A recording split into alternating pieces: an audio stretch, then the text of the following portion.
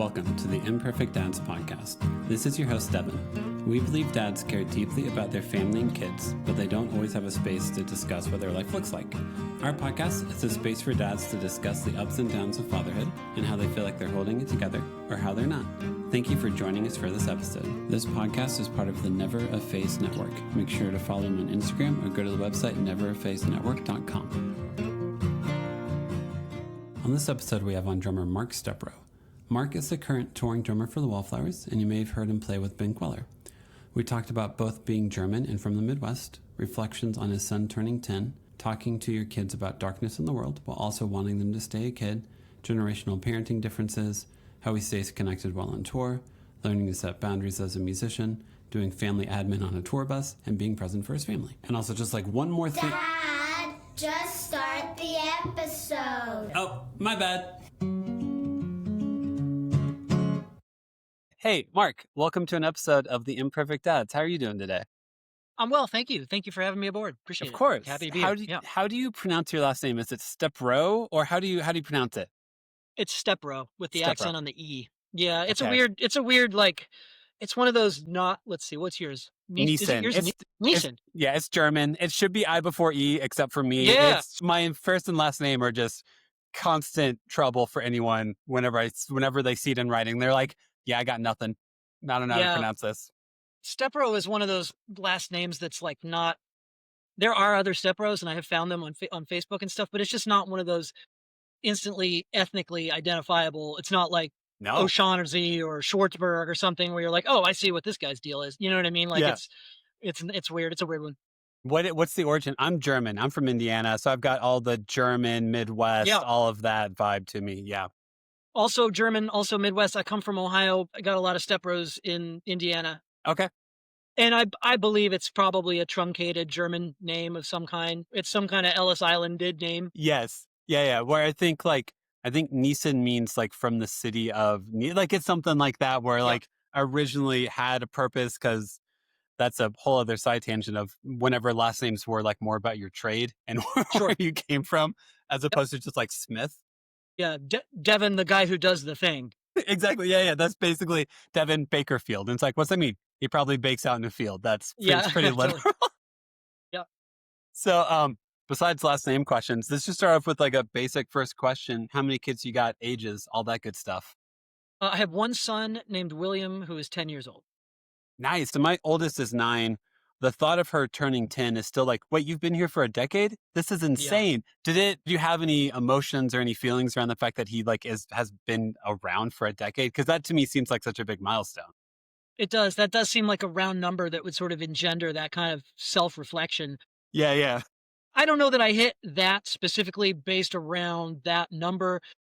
But what I will tell you is at 10, and your daughter's not that far behind, like you start to realize like, oh man, the little kid part of him is dwindling. Yes. It's still there. It's mostly there.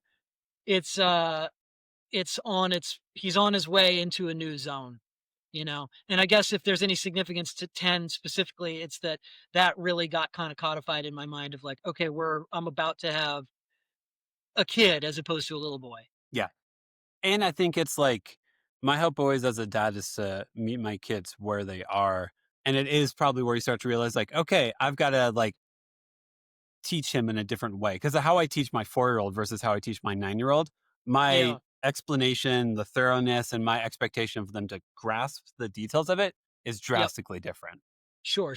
There's a cognitive, like you say, there's a pedagogical angle to it, but there's also the thing that I focus on probably too much is just, I think about, God, I hate to jump into such heavy topics right out of the gate. You're fine. You're good. Yeah. Just the inevitable sort of oncoming loss of innocence, just subject matter wise, there are going to be things that I used to be able to have on TV that I would know for a fact would go a mile over his head. And now, we were discussing the Sandler movie, Hubie Halloween, before we started rolling. And it's like, now there's stuff on there where I'm like, ooh, I think he might know what that is. And then I'm like, oh, he might know what that is. And that makes me weird and sad and this kind of nostalgic. I don't know there's probably, speaking of German heritage, there's probably some weird German word that explains this real ineffable emotion, you know what I'm saying? Yes. But and it's like, it's not like I don't this is a conversation you've probably had 100 times, but it's like, it's not that I don't want my son to grow up. Yeah. And it's not that I'm not realistic about what world I live in, Hmm. but it's just I you know, it's going to be real to use a very specific word, it's going to be real squishy emotionally, let's say, Yeah. as he sort of makes that transition into a bigger, let's just say Yeah. bigger. Let's not put a value judgment on it. Let's not I was Yeah. gonna Yeah. say Yeah. I was gonna say meaner, which is a thing that comes up. I just watched the Bruce Springsteen movie this weekend, which has a lot. Nice. It has a lot to do with father-son stuff, which we can Okay, get cool. into. Yeah. But there's that line in the song about there's a meanness in this world. And I Hmm. think about that as it applies to my son and that sort of inevitable loss of innocence. But I think as I'm saying it to you out loud, oh, this is so helpful and therapeutic. It's like maybe if I just think of the world, it's his world is going to become bigger, you Yes, know? correct. I think my oldest daughter, there's like a book series called I Survived. And it's like where it's people talking about like Pompeii or like 9/11 or like this hurt or the tornadoes in Joplin, Missouri back in like the 2010s or so. And it's people Mhm, saying like, I survived this. And my daughter's like, wait, why would this exist? And I'm like, "Oh, I view my kids as this huge bright light in the world. And I mhm. see a lot of darkness in the world. And I Yeah, feel like as I introduce my kids into more darkness, I'm like, this is part of life is yeah, I expand your definitions of what the world is, but also I want you to keep your light so much because I think your light is so beautiful and beneficial, but I can't keep you from how dark this world can get at the same time and fucking hard sometimes. 100%. That's funny. That 9/11 example is really good because my son who's 10, your daughter is 9, you're trying to Yeah. explain, um, you're saying she heard something about it and She came read to a you with, book. There's a book series called I Survived in which it does I see, like right. firsthand accounts of people And being that's an like, example. exactly, yeah, and that was one of the books that it was based on. They also have one for like, yeah, the tornadoes in Joplin, Missouri from like 2011, 2012, where it's like there are things that happen and you survive them. So what's those Sure. people sharing what that experience is like? Which I don't She know read why this? that's a kids series. Well, probably it probably for the exact reason that we're having this discussion. You know Yeah. what I mean? Did she read it in school? She checked it out at the school library. Okay. I ask about the 9/11 thing because my son referenced 9/11, and we're going to go back to this kind of German Midwestern thing a lot, I have a feeling. Yeah, yeah, He referenced it in a conversation the other day, and it threw me for a loop because I hadn't talked to him about it because yeah, I it's and this is what I'm saying about the Midwestern kind of stoicism. Like yeah, I can sense in the future, and by future I mean in the upcoming couple years, I'm going to have a real hard time walking into and sitting in the discomfort of having a conversation like that. And my default is to just kind yes, of clam up and pretend like nothing's happening, just like every other man in my family has done for 200 years. And he just brought it up, and I didn't really know what to do. He wasn't talking about it directly. He so and so, blah blah blah, and then 9/11 happened, and then blah blah blah. He was sort of just like using it in a linear way to like explain a historical time period, and I was like, oh my gosh, he knows about 9/11. yeah, And he didn't stop to ask me any questions, and I didn't go out of my way to, like, be like, "So wait, do you know what that is?" Like, I just kinda yeah, I just let it go, but it did occur to me. I was like, "Oh, man, you're right. It's the world is yeah, getting bigger around him every day, and I have to step up to that." yeah. You know what I mean? And I have I to do. live in that. Yeah. Yeah, because that's what I don't expect myself to know the answers as a parent, which I think Mm, was an expectation of our parents' generation. It's like you have to know everything. And I think it still is for us probably a little bit. But my hope is to just be a guide for my kids. Like whenever they're like, hey, what's 9/11? Be like, hey, here's where I was whenever it happened. Here's what I yeah, know yep, about it. If you're yep, interested, let's learn about it. But like because it's yeah, because my initial thought is like, you don't need to learn about that. And it's like, sure. well, that's not telling a kid no doesn't make their curiosity die. Like it makes it Yeah, more. So how do you yeah, go through that journey with your son, even if you have reservations about discussing it, as opposed to just shutting it down immediately? yeah, yep. I don't know how to. I'm still figuring it out. Yeah. Well, Realistically. in my case, in this specific example, he didn't ask for an explanation. And Yeah, and yeah. in fact, it was just more gobsmacking to me that I was like, "Whoa, you okay, yeah, Yeah, I yeah. guess sure, it makes sense that you would know what that is at age 10, even though I haven't sat down to tell you about it." Yeah. But it threw me, and it just as we're having this conversation here, it occurs to me that, like, yeah, that's gonna be a Yeah. thing that's gonna come up a lot more, and eventually, I'm gonna have to, like, sort of proactively go into Yeah. corners of that of discussions like that to make sure he's okay and that he's equipped with, obviously now I'm talking about post-pubescent sex stuff and all that. Like, I'm gonna have to go in there and like make sure everything's cool and, Yeah. whatever. I mean, obviously Yeah. dads have been freaked out about that since the dawn of time, or in my family, you just do nothing and say nothing and just imagine that it'll all work itself You'll out. figure it out. Yeah, It'll yeah, be fine, kid. yeah. And I gotta kind of override that, and Yes. it's certainly not like the term intergenerational trauma is way too Yeah. strong, but it's like, that's just something that I gotta like, okay, my dad made it this far. Like, I got to Yeah. make sure that there's some things that I can take and there's some things that I shouldn't take, and Yes. regulating and trying to figure out what the best way to go forward is. And what's so ironic is I was saying to my wife I was saying it to her as we were walking out of the Springsteen movie. What's so captivating to me and so torturesome to me is that, for example, gosh, I can't believe how heavy this is getting, like right from the jump, but It happens. Thank you for being willing to be honest about how you're emotionally doing and how you're feeling in this moment. Get as heavy as you want, be as real as you want, man. All right. the discussion, the conversation that we had real briefly on our way to the restaurant was that, you know, we're in a generation now where, generally speaking, you obviously don't physically hit your kid. You don't yell at Yes. your kid. There's all these things that you don't do now that fathers from previous generations did without even thinking about it. And people who lived in that world as a child and as a parent have an entire bevy of justifications and ways of forming and framing how that experience was. Oh, that's what people did at the time. He did the Mhm. best that he could, yada yada. And I'm not here to judge that stuff one way or the other, but what I found so troubling when it occurred to me was like, well, I'm I've not hit my son. I've not sworn at my son. I've not yelled at him beyond what you would, go clean your room, whatever. Yeah. Yeah. Yeah. But I was like, man, he's still gonna find something Mm-hmm. 20 years from now that he's gonna be like, yeah, my dad, blah blah blah, and it Yep. really screwed me up. You know what I mean? Like, and Mm-hmm. I'm like, I guess that's just what postmodernism is, right? It's like understanding that you're part of a continuum and that like there's going to be some stuff that's going to come up that you don't even know about. There's going to be Correct. unintended consequences of every decision that you make now that you can't really game out Mm-hmm. 20 years into the future, Yeah. and again, to maybe put a theme on our conversation so far is like, you just have to like live in that sort of discomfort of like, well, I'm just going to keep trying to do as well as I can in the culture that I'm in, Yep. given what I know, you know Yeah. what I mean? And Yep. we'll just try to play this game with the rules that we currently know them to be, Correct. Yep. No, because like one of the most common things I think for people who are dads now is to focus on apologizing, is to focus on being like, "Hey, I'm sorry that I did that," or "Hey, I'm sorry this is what happened." Because yeah, like sometimes your kid asks a question and you answer it, and then later on you're like, "That's not the answer. I need to go back and keep that conversation going." Where I know a lot of people my age or our age still have frustration with their parents because their parents just go to, "Well, I did the best I could," and you're like, Sure. "Your best hurt." And like Yeah. I'm willing Yeah. to admit, I know I don't, I have the belief that no one is intentionally harming their kids, right? There are examples where people are. I would rather Yep. not focus Sure. on, Sure. but like I'm never intentionally harming my kids, so I'm Yep. doing the best that I know how to do. And part of that is looking up and be like, oh man, my best wasn't enough in that moment, and Sure. like because I have limitations, and that's okay. But Yeah. not addressing it, I feel like, is where I'm like, oh, you can't do that. If you know you made a mistake towards your kid or you did Yep. wrong by them, have a conversation with them. Say, hey, I'm sorry. I need to be better Yep. next time. And Yep. do it. Yep. Just Yep. go do it. It's fine. Go do it. You'll be okay. Yeah.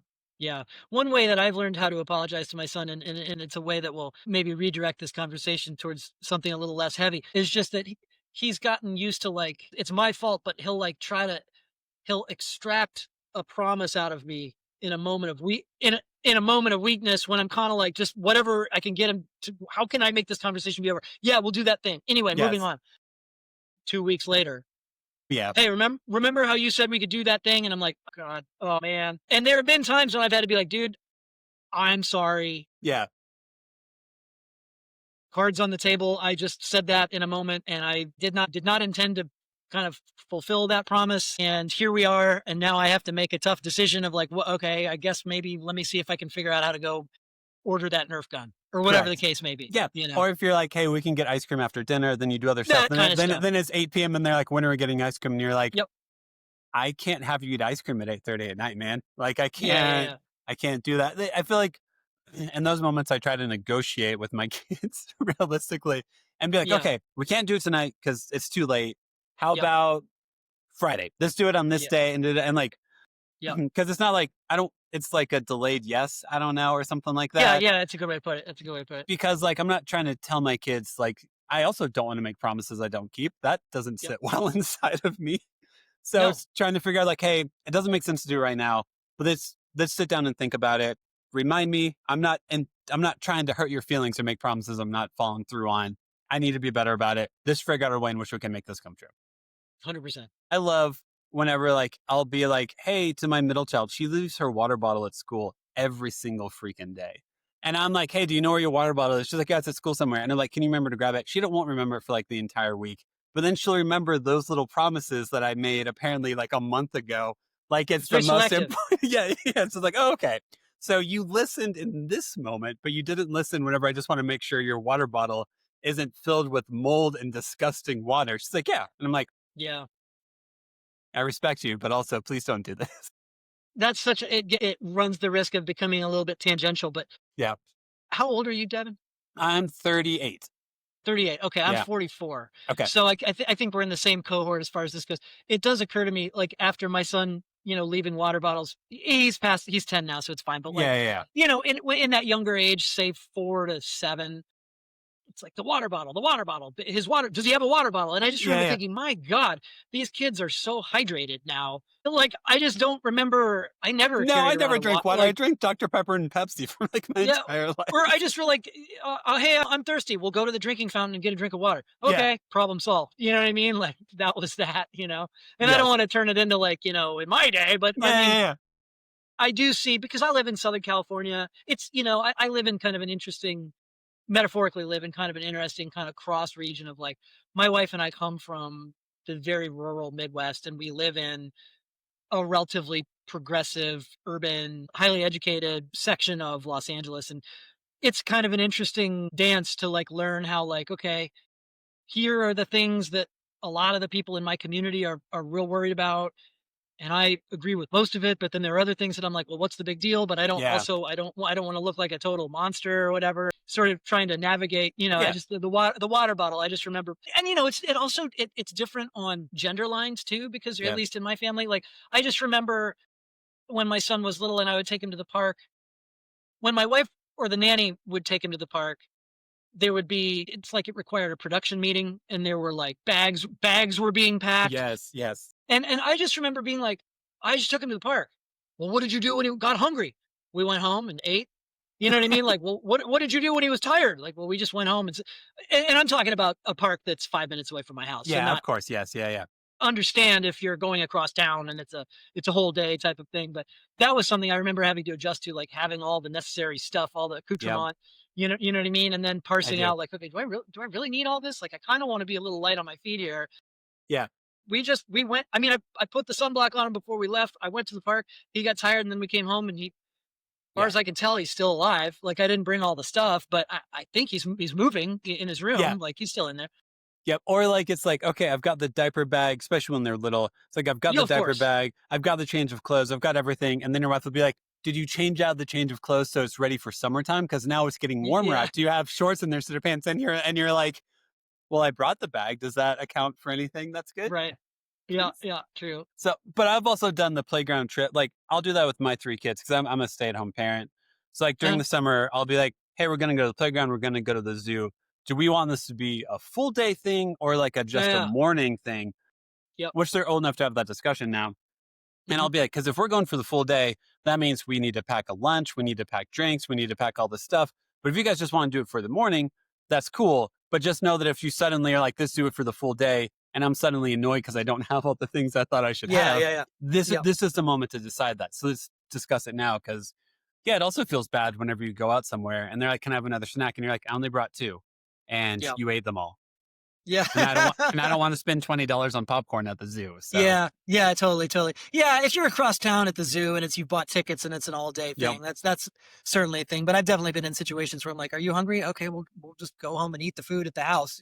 Like we have a bunch of it, Pretty much, yeah. We got all the snack drawers and everything. And we have a playground that's probably a 4-minute drive from our house that all 3 kids like. And yeah, we'll That's just go awesome. there. And if then like suddenly they're like, I'm bored, it's like, cool, let's put like a 10-minute timer on or something like that. And then we'll head out. So Yeah. that way I'm not, because I really focus on transition time a lot with my kids. Because I think of it as an adult. Like if I walked, if like I walked up right now, I was like, hey, Mark, the phone call needs to end right now. And then I closed it, it'd be like, oh, that's a harsh way to end a phone call. Yes. But if I'm Yep. like, hey, Mark, in about 5 minutes, I need to head out. Then you're like, okay, cool. I can mentally prepare for this. But I feel like people don't do that for their own kids. Like your kid is there having the time of their life on a playground and you just suddenly walk up and go, let's leave. And then they're like, I don't want to do this. And I'm like, if someone did that to you, how would you respond? You would not respond positively to that at all. So I try to communicate transition time to my kids like constantly. Whether or not they hear me whenever I say it is different. Sure. But that's But that's a good example of a modern evolution in kind of yes. like on top of it parenting in a way that, I have nothing bad to say about my parents, but Yeah, that yeah. I don't know that anybody in my parents' community in the 1980s No, was talking about transition time. no, not at It all. was like, get up, I need you to mow the yard. And you're like, oh it's- God, okay. Yeah. All right, Jesus, let Sure, me put cool. pants on. You know what I Yeah, mean? yeah. Totally. Yeah. But it is important, I think, like, and I would do that with my son when he's at the park. Like, hey, we're going to split in 15 minutes. Hey, we're going to split in 10 minutes. Yeah. Hey, we're going to split in 5 minutes. It's really like, I'm a musician and like, it's all in my line of work, we have what's called a tour manager and they're basically, it's the same job. You're you're babysitting grown adult babies. You do the same thing. You know what I mean? Like, hey guys, be in the lobby at 10. Hey, I'm calling you again to just say be in the lobby at 10. Hey guys, just make sure you're in the lobby at 10. Secretly, I want them in the lobby at 10:20. Of course, the yes. guys, like that whole kind of thing, Yep. Yeah. No, it's what I imagine a tour manager's job basically is just being like, hey, when I said bus call was at 2, it meant it was at 2. So I'm gonna keep bothering you. And then knowing like somewhere with your own, if you have more than one kid, it's like, okay, my firstborn is gonna be there on time, probably early. My secondborn, I might need to physically pick up out of her bed to get her ready for school so she wakes up on time. So you That's just so interesting. Yeah. know the personalities and hopefully work with it. So I should become a tour manager after this, is what I'm hearing you say. I think you're probably overqualified at this point to do the job. If you're a stay-at-home dad with 3 kids, and especially if 2 of them are at one age cohort and the other one's slightly younger, did you say? Yeah. So it's like that's a lot of ground to cover, It is. Yeah. It is. Water bottles. So I live out in Colorado, and water bottles have a very different meaning out here because we're so much closer to the sun. Everyone has to stay hydrated a little bit more because there's more sunshine and all the altitude and everything. But that's the thing I had to adapt out here was like you have like almost everyone has a water bottle with them constantly, even more than before. That makes total sense. With living in like LA, is there anything where you're like, I need to have this with me everywhere I go? That's normalized where you're like, I would have never done this in the Midwest because I never brought a water bottle with me in the Midwest. No, God, no. Well, one example would be sunblock. And there's a Southern California element to that as to what you're saying with your question. But like, I think it also could be a generational thing. My wife busted me on that because like one day I was on, did you put the sunblock on? And I guess I didn't put enough of it on. That sucks. And I started on one of my rants like I just did with you about the water bottle and I didn't get sunblock and blah, blah, blah. And she was like, yeah, but you didn't grow up in Southern California. And also not to get all political or whatever, not that this should be political, but she was like, climate change is a real thing and the earth is just different than it was 25 years ago, for better or worse, however you want to describe that, and I was like, right. Okay. Totally. That's actually a really good point. So, that's something that you have to, you have to like factor in. So that would be an example of something I was like, oh yeah. Okay. Didn't think that was that important, but yes, I definitely see why that is that important. Yep. Yeah. Sunscreen, especially because like my oldest daughter, she has like this one spot under her eyes. If she doesn't get it, it burns like every single time.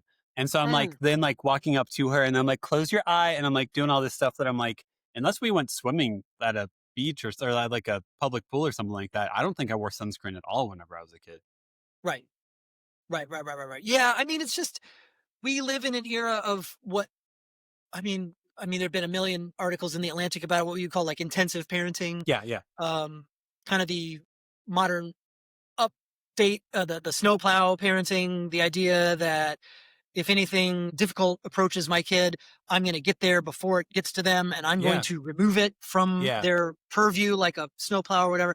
And I'm obviously not talking about water bottles and sunscreen, but those things could sort of stand in as metaphors for like, I do want to make sure at some point that my son, and this goes back to the beginning of our conversation, that he's prepared, I don't want him to grow up just sort of assuming, yeah, my mom and dad will take care of that. You know what I mean? Because and again, sorry, let me be super clear. I'm not talking about literally sunblock and water bottles. You're talking about life. Yeah, I'm just talking about, I don't want him to be waiting for my parents to solve an issue. You know what I mean? Like that's something that I think a lot about, and I care a lot about. And again, back to what I said at the beginning, like you want to take from the things in your childhood that worked, and then you want to make adjustments from the things that didn't work. Yeah.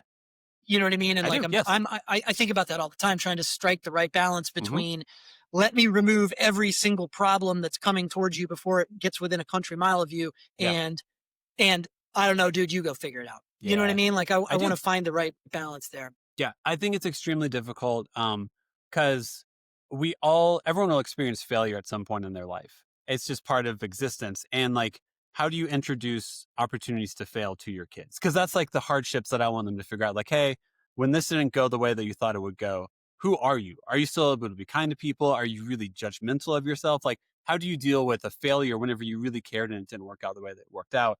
But also, I desperately want to protect you from that because that really hurts. Trust me, I know. But also, like, if the first time you experience a failure that rocks you is like you're in your mid-20s, I feel like that's too late in life. So finding that balance of like having your kid try things in a safe environment in which they can like quote unquote fail at it and learn about themselves through failure is one where also I feel like I'm like, I want you to experience this because it's part of growing up. Yeah. But like, also don't want you to get damaged because some of my failures damaged me. So I don't want to have that happen to you. So resiliency is hard. Failures are damaging. They are. You know, and it's like at some level, it's like we're attempting this kind of, impossible task of like, I want to shield you from the hurt that comes from failure. And it's not always necessarily the case that you can do that. Like I think I'm getting a little general now, but like, one thing that I try to do with my son is I try to introduce him to a variety of things. And I want to avoid trying to like specialize or focus too intently on any. I just try to like have him in. Sorry, this sounds like I'm taking the conversation in a different direction. No, you're good. You're good, man. Thank you for caring though. I appreciate it. Of course. But I try to always have him in like one brain I'm talking extracurriculars, like one kind of brain thing, one kind of art thing, and one kind of like service thing. So he's in Cub Scouts. He does a little tennis thing after school. He's in a math after school. It's called Mathnasium, like a little, cool. Yeah. And the deal that I have with him is like, we can cycle stuff in and out. Yeah. You know what I mean? Like if you want to try something else next, you want to do Little League in the spring, you want to do blah, blah, blah. Totally. We're not going to come home and just watch TV and sit on the couch. You're going to do something. Yeah. But I'm all for, oh, you did this thing this term and you didn't like it. Cool. Moving on. We'll go do another thing. And in fact, economists talk about that in terms of defending against what's called sunk cost. Like you don't like, basically there are a lot of economists that would tell you like, I'm not talking about the pain of failure necessarily, but I'm talking about quitting, which is kind of has sort of a negative connotation, like never quit, that kind of thing. But a lot of economists would say, no, quit. Like quit a lot of stuff, quit stuff early, because then that's like one less thing that you're not spending your time on. That you don't want to do. Let's move towards the things that you do want to do. And like, okay, if you're miserable doing Little League, like we're not going to do it next year. Yeah. I am a bit of a stick in the mud stickler about like, we signed up for this. We're doing it. And that's, and that's one thing that I take from my childhood that my parents were sticklers on. They were like, you can quit next year for sure. Yeah. But like right now, you made a commitment. You made a commitment. And part of the lesson here is showing up for your teammates. Correct. And the name of the game is we have practices on Tuesday and we have a game on Saturday. And like you said you would do that. We said you would do that. We're going to do that. Yeah. You can hate me all you want, Yep. I feel that too. Cause like, we've tried multiple things for my daughters, like ballet or gymnastics or something like that. And there's some of them haven't worked out. And it's like, well, we paid for a semester of it. So we have to do it for the semester. Just know whenever it gets to be May or whatever the last class is, we just won't sign up next time. And that's okay. Yeah. I'm not making you do something you don't want to do. No, like, and also like, what if like, cause that's always the question in my head is like, there are tons of weeks. Like I want them also to be aware of the ebb and flow of life. So like, there's some weeks in which like, you don't want to do this. And then the next week you remember why you did it. Like there's a whole relationship with something sometimes. So like, I feel like one of my daughters didn't want to do gymnastics anymore. And I was like, hey, let's do it at least 2 more times. Let's do it at least 2 more weeks. And that way, whenever you do it, try to be more open to it. Do you like this? Do you not like this? And tell me what you don't like about it. Like, because if you just come home and say, I don't like this, I'm like, I want more words than that. Because when I sign you up for something else, I want to avoid the characteristics you just said you don't like in something new. Because I don't want to I don't want to waste your time. Like, I don't want to put you into, if you don't like ballet, I'm probably not going to sign you up for a day. I'm going to limit what your next step is based on what you told me you don't like about it. Because if you told me you don't like Indian food, I'm not going to be like, well, let's try a different flavor of Indian food. I'm going to be like, no, you don't like Indian food. Let's just not go to that Right. restaurant, which is insane That's to not fine. like Indian food. But yeah. Yeah, my son loves Indian food. We're so big good. Indian food fans. That's interesting. That makes me think of our front of house engineer in our band is a really wise 60-something-year-old Scotsman named Frankie O'Reilly. Speaking of ethnically identifiable names.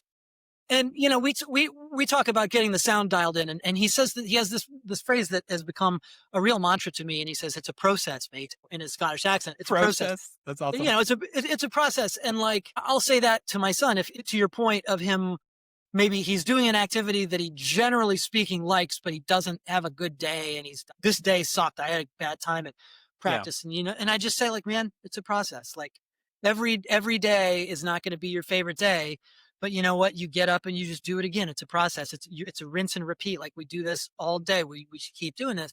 And that's what a commitment is. A marriage is like that. You know, there are times when you feel intensely connected to your spouse. Mm-hmm. There are times when you feel really adversarial towards your spouse. Mm-hmm. There are times where you just feel nothing towards your spouse and you feel like you're just sort of business partners just trying to raise a family and that's like your business or whatever. But it's a process. It's like you just keep coming back to it every day, you know, and that's a really, really important lesson. So even though she doesn't have that much fun, that one ballet practice, you just say it's a process. We're going to keep doing this and we're going to find what you do like and we're going to just keep. It's just life. We're just chipping away at this thing, man. It is. You know? And to teach that, like, I think it's important to teach that discipline as well. And I don't know if that's just a Midwest thing, because every other Midwestern person, I was like, no, you show up and you do the thing you committed to do. Like that to me is like very ingrained in me. And I don't know if that's just a Midwest thing or what. But yeah, to be very reactive to it based on how you feel that day is something that I don't know how to do. Like if I don't like, if there's sometimes doing a podcast is the most energizing thing ever. The other times I feel like I'm going through the motion. It's how creative things work. And like if I suddenly on the day in which it didn't feel inspiring, it's like I'm never doing this again. It's like, yes, reactive, man. That's not truth. That's the truth in this moment. There's truth there, but like don't make that your overarching truth just because you feel it so intensely right now. So that applies 100% in the creative world. Like I'm at my studio now. I come in and play every day. Mm-hmm. Some days are more fun than others. And some days I turn over some stones and find some cool stuff. And sometimes I'm just beating my head against the wall. You know what I mean? But I'm in there every day. Like there's a really famous article that Stephen King wrote for the New Yorker about, he just kind of goes through his day. His process is he gets up and goes for a walk and he sits down to write at 9 a.m. and he goes until noon. And he just intensely focuses for 3 hours. And he's like, some days I get 10 pages. Sometimes I get 10 words, but I do it every day. Yes, that's something that like, in my 20s, I assumed everything was like vibe and the muse and all of that. Like I need to go to my friend's house. I need to go to a recording studio at 10 p.m. because I'll be awake and blah, blah, blah, blah, blah. And like anyone I know who creates for a profession is like, nope. In the morning, I set hours. I have 2 to 3 hours in the morning and then maybe an hour in the afternoon. And I try to capitalize whenever I know I am the most mentally present to whatever is inside of me that I need to write. And like, that's like, if I was talking to my son or something like that, like, hey, I want to be a creative person when I grow up, like, hey, you need to form a discipline. They're going to be like, no, I'm going to write when I'm inspired. And it's like, then you might never not write. And that's not 100%. You're not going to make money then. It's not going to be the path that you think it is if you do that. Yeah. You know, the musician Nick Cave, who might be the best dad parenting podcast guest that anyone could ever conceive if you have any of those connections, let me know. Well, I'll turn you on to he's got a whole newsletter that he writes. But does he really? Cool. Yeah, he takes fan mail. And that's awesome. Let's take a real quick 45-second detour into the parenting life of Nick Cave, which is that he's lost 2 sons. 2 sons, yes. And he takes fan mail from people that write him about their grief. Yeah. And he answers a lot of questions about the grief and what it means to lose a child. And it's incredibly profound. Yes. I mean, this guy has learned some stuff for sure. But anyway, back to the lighter part of it. Like in terms of his creative process, he puts on a suit Yeah. and sits down to write every day. He sits down at a desk wearing a suit because he's like, it's very Catholic almost. He's like the ritual of Yes. this gets me into the mindset. You know what I mean? Like he's able to. So that's like a third tier, which is there's either the muse is coming and I only work when the muse is there, or there's I get up at this same time every day. But his thing is on like a next level, which is like Yeah. I'm gonna behave in such a way that I'm going to try to engender the Yeah. muse to come, and that includes doing things like putting on a suit. You know what I mean? Yeah. It's That's kind of neat. fascinating. Well, it's also like the reverence to the craft, I guess, is part of it, Sure. is what I would assume. He takes it serious. It's a real thing. It's a big deal. Yeah, Yeah. it is. That's really cool. I do want to ask you about how you balance being on tour, because I know you've told me or messaged me back and forth that your wife works full time. Also, you both are in entertainment careers. How do you guys feel like you balance the fact that because are you primarily a touring musician, or do you do studio work as well? I'm primarily a touring musician. I do some studio work, but not really that much. I mean, a Okay. couple of sessions a month. I know a couple guys that do like home recording, and that's kind of their full-time job. That's not really my area of interest or expertise. Yeah. So I tour with a group, and I'm gone probably about a quarter of the year. Okay. Probably if you added it all up, if you added the number of days Yeah. and divided it by 30, I'm probably gone 3 and a half months out of the year, Okay. maybe 4 total. My wife is a television and film writer, so she works primarily from home in the last 5 to 7 years. Used to be, and this doesn't necessarily have anything to do with us having our son, Hmm. but it used to be she would work more in writers' rooms in Hollywood, like Yeah. TV writers' rooms. And that has pivoted recently to doing what's called development work, which just means that she's got a deal with, say, Amazon to adapt a novel Yeah. into a television series. So she's what they call breaking this novel into a pilot, and then what's also Gotcha. called Yeah. a Bible, which is like these are all the characters. This is the universe. Gotcha. This is 30,000 foot view of what's ultimately going to happen in this series. And in the very end, Tony Soprano is going to be sitting in the diner and he's Yeah. going to Yeah. look Yeah. out the window and the Yeah. Journey song comes on, Yeah. whatever.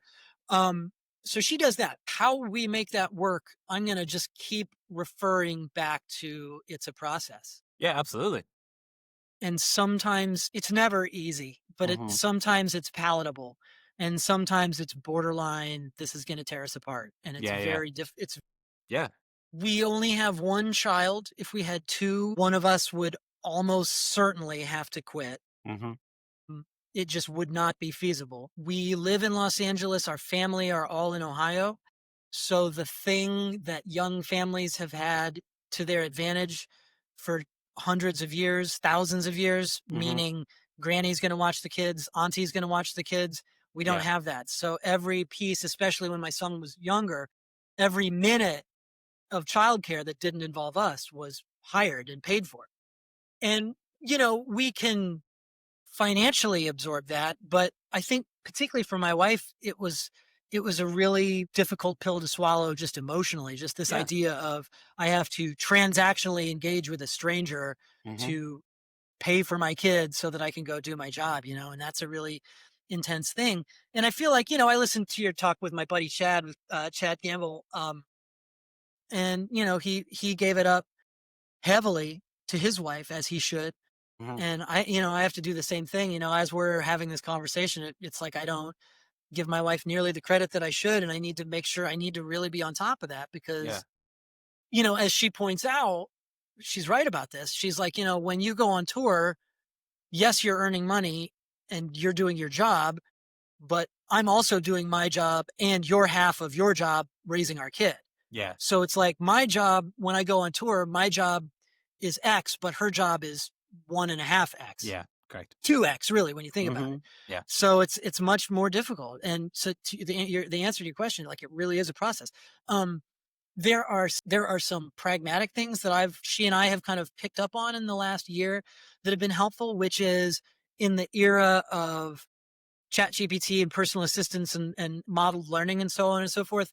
I've kind of taken the inspiration from that and with me when I go on the road, we have a routine where, generally speaking, I'll wake up in the morning at the hotel, I'll go to the gym, and then I'll have an hour or two of not necessarily downtime, but like it's almost time to go to the sound check or whatever. Yeah.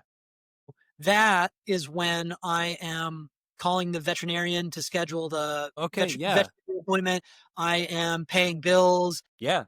looking in our account. I'm just trying to do anything that I can do remotely. That's what I meant about the AI. Yeah, I got you. Yeah. Anything that I can do to take anything off of her plate Yes. that I can handle in front of a laptop, interacting with William's teacher at school, FaceTiming with him. Hey, how's homework going? Do you Yeah. have any questions? Blah, blah, blah. I try to do that to take the pressure off of her. Those are things that have become helpful as opposed to just like, I don't know, I'm not there, so I can't really help. Sorry. Yeah. And I really, really try to do that. And then this doesn't necessarily help her, but I try to find times in the day when I can get on FaceTime with him, like before or after a show or something like that. That's also convenient with their times. Yeah. Because that's another thing that I've learned is like, and I think Chad might have even spoken about this, where it's like, it's unfair of me to call, for example, like right during bedtime. Yeah. Because it's a good time for me. So let's get on the phone, and she's like, dude, not a good time for us. Yeah. Yeah. Yeah. Yeah. Or it's So, like, I just spent 20 to 30 minutes doing all the calm down stuff, Totally. made sure he did a bath. We did blah, blah, blah. And now I'm ushering him into bed. And then suddenly like, hey man, how's it going? And it's like, that's not the energy. I just tried to counteract all that energy to make his brain calm down. And now it's a new stimulant. And it's all good intentions, but dude, it's hard. Please don't do that right now. Yeah. I will get up early. It's easier. It's easier when I'm on the East Coast and they're on the West Coast, but I'll make sure that I'm awake for the walk to school. Okay. And yeah. she'll just have the phone and I'll just FaceTime him as they're walking to school. And Yeah. it's kind of cute. It's kind of cute and funny because like the people in our community know them obviously, and they know me and they know what I do. And they know that if he's holding the phone walking, I'll hear people say like, hey Mark, how's it going? Yeah. Other parents walking by, they just know that that's part of our little routine. Yeah. That's awesome. I think that's like an unspoken thing about being married is like, I don't want to call it admin work, but there's still admin work. No, it like, is 100%. You got to make sure that like, hey, did we pay that water bill? Hey, did we pay electricity? Did we pay the credit card bill this month? Like there's all that little stuff where you're like, oh, I just need the website login and I can take care of all of this. Yep. And like it's similar. Like if the last thing I want to do for my wife is guarantee she has more to do. And I'm like, that just makes me feel so useless. Cause I'm like, there should be stuff I should be able to do that make it so she doesn't have to do everything. And if you're saying you're full-time at home, so what does she do? She works full-time. She works for a company that is really unique. She brokers beverage deals. So if you are like a hospital system, an airport, or like a restaurant system, you have a beverage deal that's brokered. Like it might be like if you're a hospital system, they will find a way to save you like $1 million a year or something like that. And then they take like a cut of the savings. So right. The main takeaway here on my end being she has a real full-time grown-up adult job. She does, yes. And then I try to fill in all those gaps that are left for the family. But even like the thing that comes with that though is trying to make sure, since family stuff, prioritizing how to take care of everything is like my main job. So finding ways in which she still feels involved is something that's very important to me. So like if it is parent-teacher conference, I'm like, hey, do you want to go do this? As opposed to me going to go do it. Because if not, then it's mostly me interacting with teachers and stuff like, so finding that balance of how do I not take all the opportunities to be the one who does all the things. So that's a fun conversation for us of like, okay, cool. Well, I'm going to take him all the practices. I'm going to take him all the things, but also like, I know you wish you could do that also. So how do we make sure that you also can go, but you work oh God, none of this is easy. Yeah, it's not. But so you get the email from the teacher saying these are the different slots for when parent-teacher conferences are. You then go on the calendar and see when she's in and out of town. Yeah, pretty much. You say, oh, okay, well, it looks like for you to be able to go to the conference, we could do it Thursday, Friday, or Saturday. Monday you're out. The previous Sunday you're out. And you just give her the opportunity to be like, these are times that I could come in. Yeah, exactly. Yeah, so it's like it'll be like, yeah, that's actually a perfect example. Hey, it looks like parent-teacher conferences are Tuesday and Thursday, Thursday, Friday of this week. Can you remind me, are you in town this week? I want to make sure you get the first chance to sign up for it so you know how to block it off on your schedule and your calendar. If you can't do that, clearly I will do it and take care of it. But I know this is a way in which you feel connected. You feel like you understand what's going on, as opposed to me rereading you the newsletter we get at the end of the week that you also can read on your route, Right. Yeah. It's like in Hollywood, they would call that right of first refusal. Yeah. Like, yeah, that's right. Yeah. you don't have to do this. I feel like you might want to. So I'm giving you the opportunity. According to your schedule, we could do it on these days, or if you're just too busy, I got it. Yeah, pretty much. Totally. Makes Yeah. sense. Well, because I mean, I think that's what, regardless of the situation, you both believe both parents care deeply about their kid, and they're trying to figure out how to communicate that and show up in ways that are authentic to themselves. And that's a journey. It's like, okay, Mark, how do you show up for your son today? I'm gonna FaceTime him, even though I'm 3 hours ahead of him time wise. Like, cool, that's a way to show up for your son, and that's awesome. Yeah. That's great. And I'm glad that you're prioritizing that, because it's freaking important to let your kids know that you care. Yeah, that's a good way. I'm going to file that away with, it's a process. Yeah. What am I doing to show up for my son? And I think also in my category, like, what am I doing to show up for my wife? That too, Is yes. something, Yep. And that's what we spoke about with the scheduling a dentist appointment or whatever the Yeah, case yeah. may be. But that's such an important thing to do. And it makes me think about how, being able to show up for my family in a remote way now was not on the table 30 years ago. No, not in You any know what I way. mean? And I know some guys whose dads were touring musicians Mm-hmm. 30, 40 years ago. And I was like, what was it like? And they're like, I just never saw my dad. Just never saw him. They're Yep. like, He wasn't part of us. He wasn't part of us. Yeah. And I do feel like, you'd have to interview my son to get a really accurate assessment of this. But like, I do. And I've said this to my wife, like, I feel like I could go in front of the Judge Judy of parenting and like present my case. And I feel like I would come out okay. You know what I mean? Yeah. Like I do feel like I can point to a series of ways in which that I show up for them, him in particular, when I'm not on the road. And when I'm home, like right now, well, for example, my wife's writing today. I got to take the dog to the vet at 2 p.m. Yeah. But then by 3 p.m., by the time I get back, I'm here. What do you want to do? Do you want to go to the park and throw the ball? The Dodgers are on at 5, we can do whatever. You know what I mean? Like, so I'm sure I don't remember if Chad spoke about this or not, but I'm sure every musician you speak to kind of has this justification worked out where it's like, I told you about a fourth of the year being gone. I would reckon that dads that work an 8-hour-a-day job 50 weeks out of the year, the average American commute time is a half hour. So that's 9 hours a day, 50 weeks a year. That's about a fourth of the year right there as well. Yeah. You know what I mean? Now, the problem, and it's not a huge problem, I think my wife was very, very rightfully concerned that it could be a problem, is in my line of work is the sort of feast or famine part of it. I don't have a rhetorical workaround for that part of it. You know what I mean? Because I could be like, well, I did the math and I'm actually home more hours than I'm not, and that's, I win that argument. But she's like, yeah, but what? There are like 5 weeks where you're not putting in. You don't exist. Yeah. Yeah, dude. And that's real. And I can't undo that. And I can't unring that bell. That back to, again, it's a process, is like, I have to. So I play in the group, the Wallflowers. It's a rock band. That band is good for we play probably maybe 100 shows a year, 100 days a year, wherever you want. It is. And everybody in our band is at different stages of their life and sort of parenting journeys and all this kind of stuff. And some people are going on other tours after, there's a break from June to August, and somebody else will go out with so-and-so during that period of time. Mm-hmm. I have elected to not do that, because between my income doing that band and my wife's income, the money problem is solved. But so then it's a time problem, and it's like a showing up problem. Yeah. So it's like, I have elected to be like, all right, I'm not going to start hitting people up, letting them know, hey, so just FYI, Wallflowers are off the road in October. So hit me up if you want me to go, blah, blah, blah, and I'm just like, all right, I'm just going to kind of do this thing. Now, if there's something in LA, I'm going to go record with my buddy, John Spiker, the next couple of days, but that's very 9 to 5, like while my son is at school kind of a deal. But that's something that I can do to like, that's just like a boundary that I've drawn. And, my wife, honestly, I say a boundary I've drawn, like it's this romantic thing, like it occurred to me, but my wife really had to kind of beat that into my head. Course. Yeah. And I now I see it that way, and I understand, like, I wouldn't want to be away from them any more than I already am. Yeah. Well, that is, go ahead. No, I was because music is so feast or famine. Like, I talked to a guy who's a recording engineer, and he had set that boundary for himself of like, hey, I'm just not going to work past 5 or 6. I've got a studio. I'm not going to do past this. And then he had to balance what opportunities was he missing out of? Because there are the people who are more creative at 8 p.m. or so or something like that.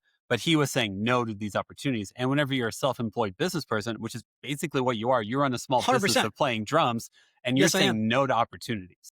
Yep. And like, in what world as a business owner do you start looking at opportunities and say, no, no, no, no, no? You have to shift your mind completely to this no opens up doors. This no is a yes to so many other things. But Yeah, that's a good way to put. That's a that's good way to put it. there's no it, but like music is extreme. This person's in town at this time to record this song, or they're going out on this tour for this many weeks. Can you go do it? And you're like, well, I don't know where the next gig comes from. I don't know where the next opportunity comes from. And so to say no doesn't just feel like you're saying no to going to see a movie with a friend.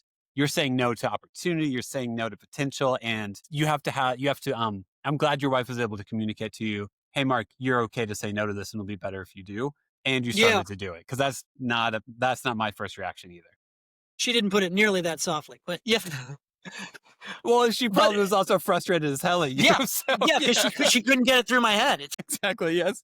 took me forever to make sense of it, but it's actually true. So let's take that concept and let's zoom out a little more. Yeah, so yeah. I've said yes to the Wallflowers in the sense that like I'm going to do this 100 days a year. Yeah.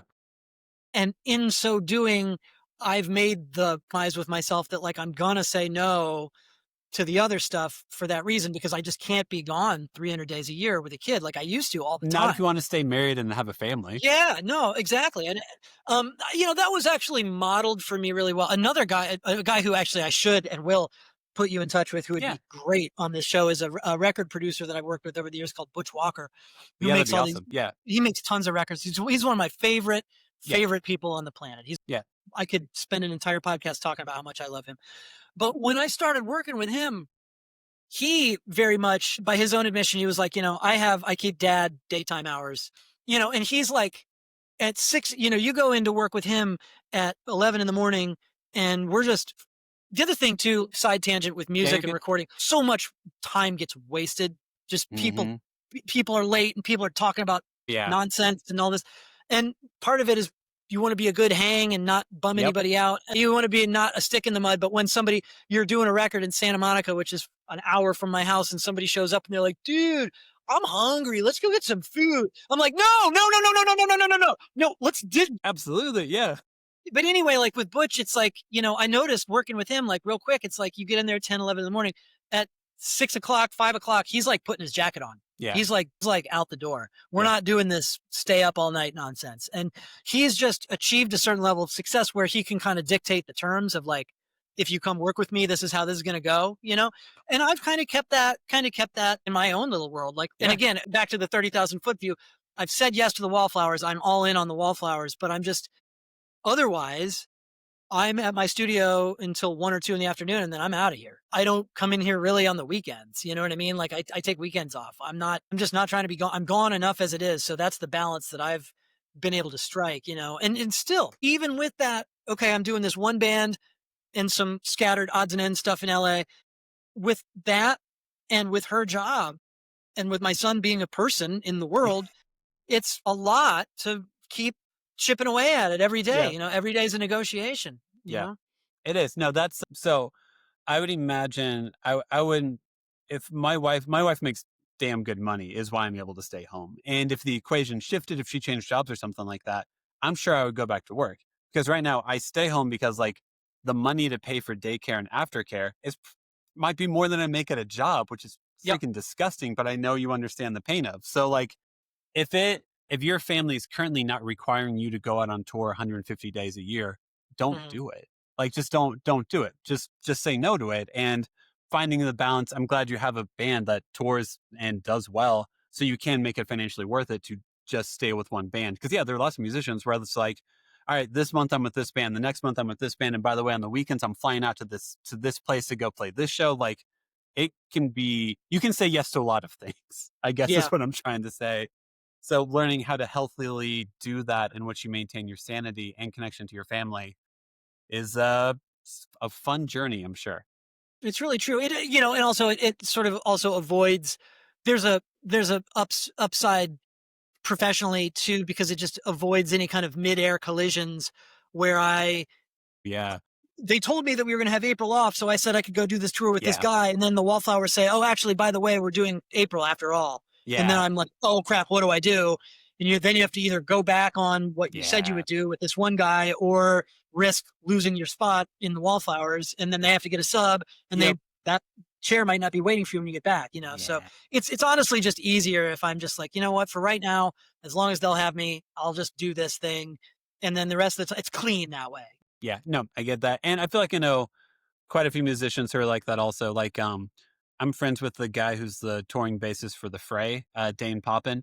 And he's like that also. He's like, hey, the Fray keeps asking me to come back. It's a good gig. It's solid. I really like them. They're fun to play with. So I'm going to keep on showing up and prioritizing them over other things because they're taking care of me. And like, that's awesome. I mean, yeah, if there's a musician who's taking care of you, yeah, you want to do right by them, because I know of other stories in which like some musicians don't treat their bandmates the best. So if you're in a place where you're taken care of, you don't want to rock that boat. You don't want to give them a reason to be like, actually, Mark, you know what? It's really true. And I'm at an age now where I feel like that evolution and that change has played out the way that it's supposed to. Yeah. Because when you're, this isn't a podcast about how to be a professional musician, but in your 20s, you say yes to everything. Everything, yeah. And you do spread yourself thin, and you do take that red-eye flight to make that gig and blah, blah, blah. And you're freaking lucky that you are even being asked to do these things. And it is a small miracle in 2025 if you can make your living doing that. Yes. Very few people can do that. Yeah. But as you get older, theoretically your, I guess, demand goes up or something, or just, it's not even that. It's just that like, it becomes more important to me to be at a birthday than it does to be playing a gig at the Stone Pony in Asbury Park. Yeah. You know what I mean? Yeah. Cause I'll miss out on that birthday, but I don't remember that gig that we did at Asbury. You know what I mean? Like, I don't know. Was it good? I don't know. There's like one or two gigs that I've done in my life where I'm like, I'm really glad I didn't miss that. Yeah, I gotcha. The inverse isn't true. You know what I mean? There's no birthday that I'm glad that I missed. You know what I mean? Yes, which I'm glad you say that, because like, I don't know if every touring musician dad has that priority set correctly or not correctly. I don't want to add a value system to that. I don't know if every touring musician dad has that perspective, because I do think there are some dads where it's like, but I really needed that gig because it led to blah, blah, blah, blah, blah. Yeah. So if you're in a place in which you're like, yeah, man, but I was there for my son. I was there for the birthday. And like, whenever you're a kid, like birthdays matter. Like birthdays matter a lot. And you notice when a family member isn't there. And yes, don't do that. If you can avoid doing that, avoid doing that. And there's another tenet too that's like, in the music industry now, it's just, there's really not that much money in it that like, you can't really sell out even if you wanted to. You know what I mean? Like, nobody's doing a tour and then coming home and buying a house in cash. No. You know what I mean? Like literally nobody. So it's just like, then just, do you want to do it or not? Yeah. What are you missing out? And then that becomes part of the equation. If there's no offer that's too good to be true anymore. I gotcha. Which I'm choosing to see that as a virtue. You know what I mean? Because like, it means that I don't even have to worry about that part of the game. Yeah. Versus, because it'd be easy to be like, all right, you're going to go play this stadium somewhere. Like, oh, cool. I don't think it exists in which somebody like, hey, Mark, if you go play this stadium, you're going to make $100,000 for this one show. I would love for that to be the reality for touring musicians. I don't think that is the reality unless you're Taylor Swift or someone like that. Yep. But, so it's just the good news there is just that you're freed up to just, do I want to do this or not? Yeah. Especially at my age, at 44. You know what I mean? Where you're just like, man, it's different. It's a different world. Who I was in my 20s and what I was willing to say yes to is drastically different than who I am now in my late 30s. And it's just a natural process and part of it. And I'm glad, more happier to be on this side of it, if I'm honest. It's nice. I like going to bed at 10. How I end every episode is ask a series of 5 questions. They aren't as rapid fire. You can think about them. I did send them to you beforehand. So if you're stumped by any of them, then that's on you. That's on you. That's true. Well, sometimes, sorry, to tell for your listeners, sometimes I do these nerdy kind of like drum podcasts, and periodically somebody will ask some question and I'm just sort of like, and I'm just kind of stammering around like an idiot and give a non-answer. And then in the shower a week later, I'm like, that was the answer. Yeah. Don't worry. There's so many. I will say, don't ever start a podcast in which you have to edit your own voice and realize how much you talk whenever you listen back to it. And you're like, why did I keep talking? You made the point. Then you kept talking. Yeah. Some weird human tick that you just got to keep doggy paddling. That's right. Yep. Pretty much. That's, if you want some good masochist tendencies, start your own podcast where you edit it yourself too. That's what you do. People don't like silence. They don't. And it's hard for Yeah. me also. Anyway, first question. For William, did you have any backup names for him? Did you have anything you almost named him? No, we did not. We were going, had he been a girl, we would have named her Stella, just because I liked the alliteration of Stella Stepro. Yeah, yeah. But in the case of William, my dad's name is James William Stepro. Mhm. William's great grandfather, my maternal grandfather, was John William Cottrell. So that name is just an important part of our family. A big part of my family are potato farmers from England. So the English heritage, William of it, was Yeah. important to me. So what's your son's name? Joshua. Perfect. Okay, good. Yeah. Thank God. I'm not going to get myself in trouble here. This is kind of crotchety, but like I also I wanted to give my son kind of like a middle of the road traditional white guy name Yeah, that yeah. just, I didn't feel the need, because I do a kind of creative job. My wife does a kind of creative job. Yeah. I didn't feel like my son's name needed to be this canvas for me to express my Yes. creativity. Yeah, yeah. You know what I mean? Like I just do. give him a boy name and he can become himself in the world Yes. without me putting my creative thumb on the scale. Yeah. All right. Next question. Do you have a favorite TV or movie dad? I do. It's a character named Daryl Kerrigan, played by an actor named Michael Caton from an Australian film from the mid 90s called The Castle. Okay. Is 100 totally, you can watch it with your 9-year-old, 7-year-old. It's about a guy. Do you know what eminent domain is? Yeah, Where a little bit, but not very well. So Yeah. a guy lives in a house with his family next to the airport. The Australian government has decided to annex his property and compulsorily buy his house from him so that they Yeah. can expand the airport. And this guy really doesn't want to move. And it's called the castle because he believes that his home is a castle. And his home is totally a dump. But he believes that it is a castle. And this character, Daryl Kerrigan, has this relentless optimism and everything is beautiful. And he's just this wonderful dad. And my son and I quote it all the time. It's a really sweet, he's my favorite television or film dad that I would advise any of your listeners to check out. It's called The Castle. It's probably on iTunes or whatever. You know, it's sweet. Cool. I'll check it out. Next question. Do you have a go-to replacement curse word? Like whenever you want to say a curse word, someone cuts you off in traffic, something like that, but your son's in the car and you don't want to curse. What do you say instead? I say fart instead of the F word. Really? You know, it's Farts. not, yeah, farting guy, you know, like just that kind of thing. I don't curse. I'm pretty good about it. Like I get fined if I curse, you know, but I keep those fines pretty well under control. Like when you hear a parent dropping F-bombs in front of their kid, it is a weird, again, I don't mean to be but it's like you're like, whoa, like if you're willing to if you're doing that, like in public, I'm like, dang, you know, so we don't have too much of an issue with that. But like, yeah, if I substitute fart, it's fine. It usually does the trick. Yeah. I do the same, or I have the same, not judge. Yeah, it's judgment. Or I'm like, okay, you feel real comfortable with this room. Good. Right. Exactly. Yeah. And it's like, what is that telling me? What's going on when I'm not here? You know what I mean? Exactly. You're saying this in front of a stranger. Right, How do you else do you fill in those gaps in between those curse words whenever I'm not around? I don't think I want to know. Probably not. Next question. What's one of your favorite like activities or toys that you do with William? He is really into a YouTube guy called Mark Rober, who is an engineer. It's all about engineering, design. Mark Rober used to work as a jet propulsion engineer at JPL, Jet Propulsion Laboratory here in Pasadena, California. Okay.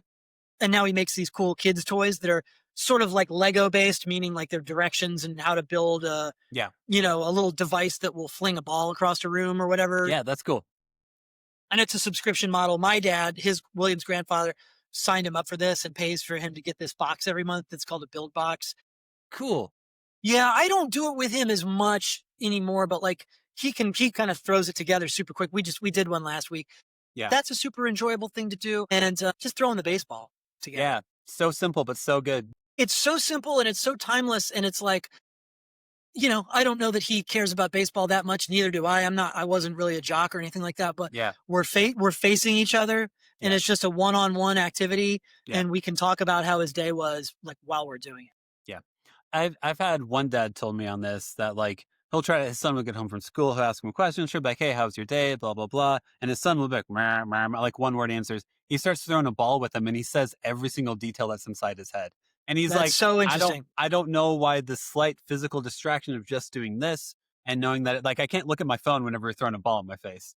Yeah. Well, it's interesting that you said that was a guy and that it was a son, because I have read about how men bond while it has to do with male repression of emotion.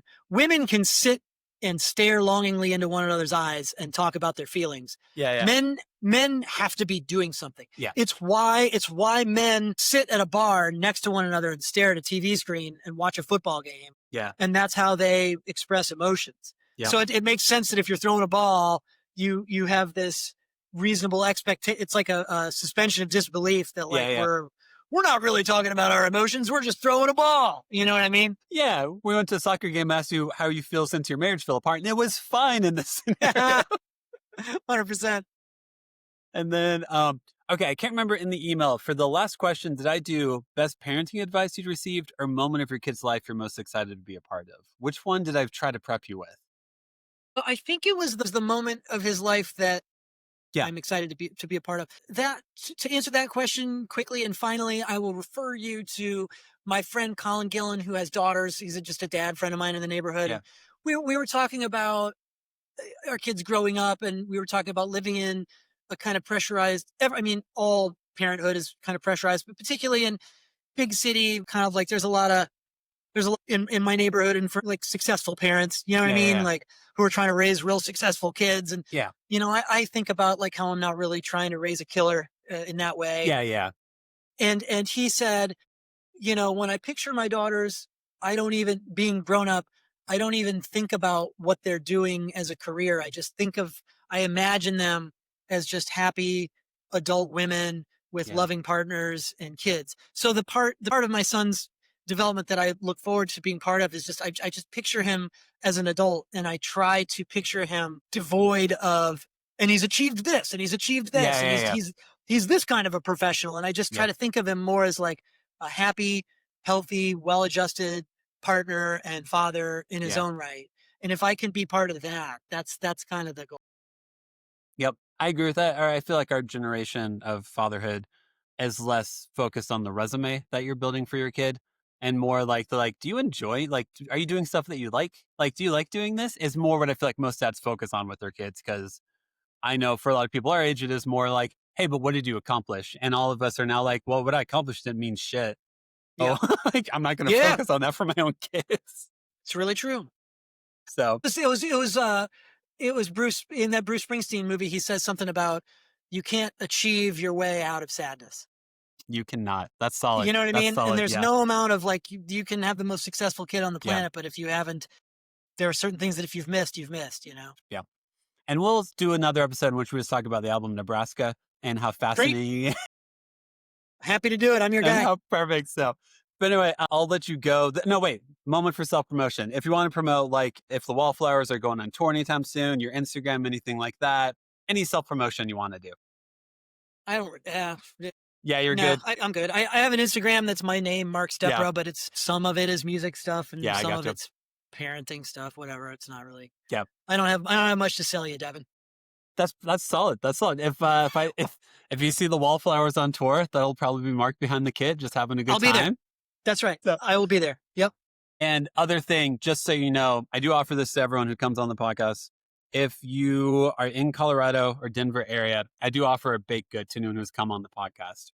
So just know, that's because when we did this in Nashville, because I originally started this in Nashville and I lived there, I would do a baked good for every single guest that came on the podcast. So just know, if you're playing Arvada again, if you're doing anything out here, then I will, and if I can meet up with you and stuff, I'll happily bring you a baked good or something like that, just as a, hey, thanks for spending time with me. Thanks for hanging out. Well, then it would only be appropriate to end this on my end with a dad joke, which is that it sounds like you're a real master baker. Yes. That's awesome. Well done, Mark. I appreciate it. But hey, man, I'll let you get back to the rest of your day. Thank you so much for taking the time to do a call with me. I really appreciate it. And good talking to you, Devin. All right. Thanks, Mark. Have a good one. See you, man.